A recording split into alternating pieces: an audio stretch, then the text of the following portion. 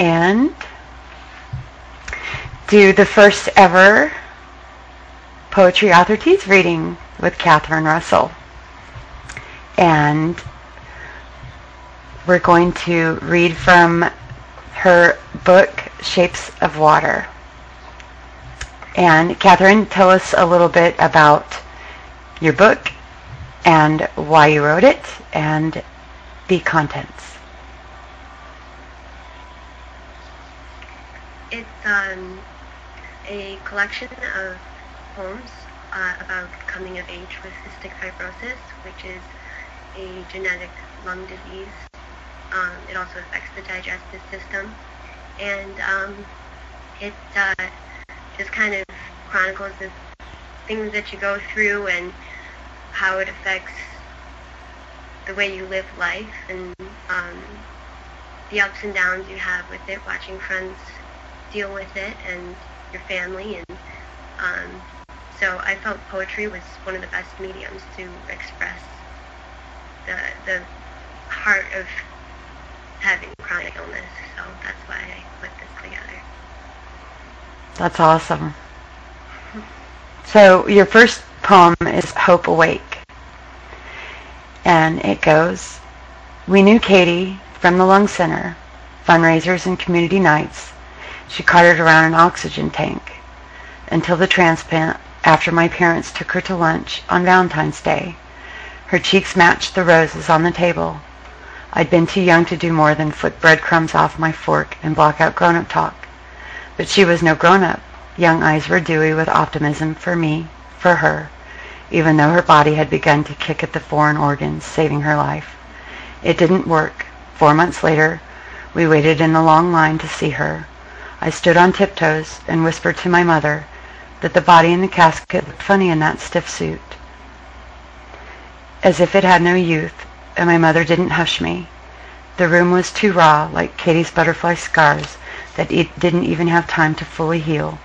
I cried because that perfect inhale rejected her after all that hope, and saw my dad's body crushed like a dehydrated rose.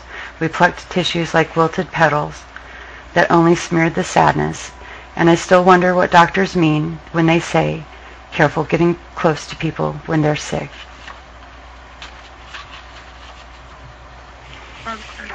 That's so raw, and so I can't even imagine a small child having to deal with that, much less as a young woman being able to put that down in words. And I just think that's awesome. I think it was beautiful, very touching. I'm trying not to tear up because I also have Discover to read,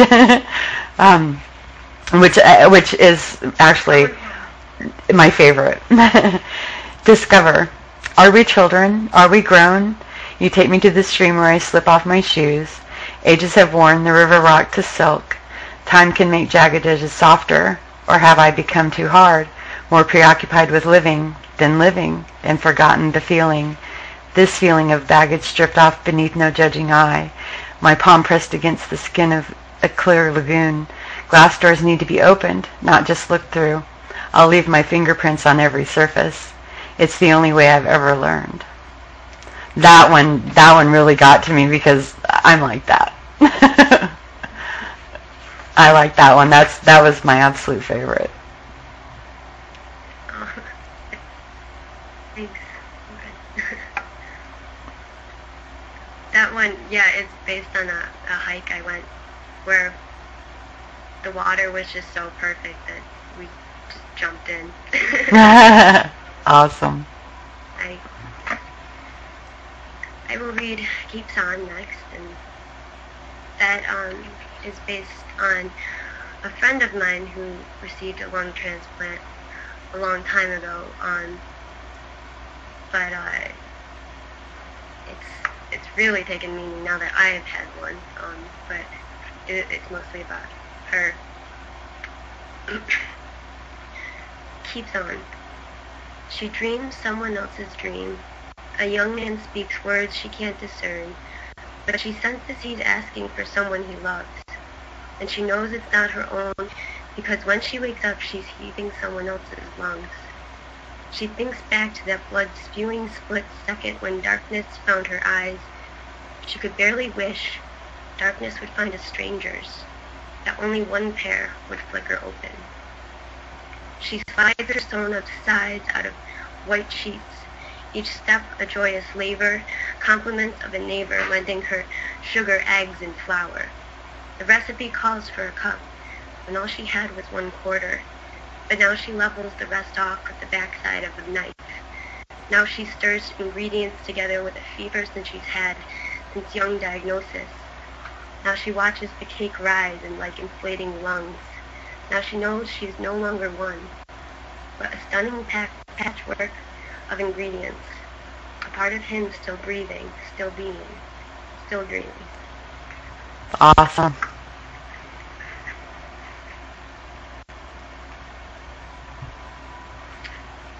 What was the next one? Let's see.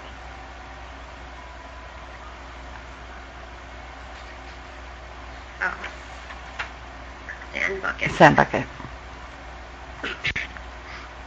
In the miniature caves of Crescent Beach's ancient break wall, kids reach nimble hands to become the gods of something.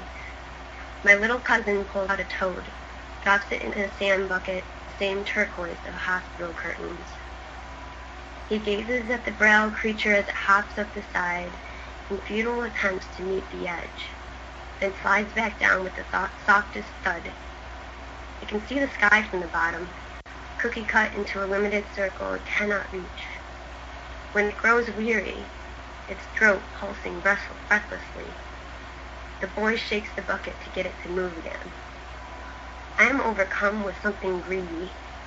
When he's called inside, I sneak over and cup that creature in my palms, its tender weight too little for life. I set it on fine sand where it halts, stunned for a moment, before kicking up whiffs of stardust like a comet stealing from the sky. That's beautiful, Katherine. Beautiful.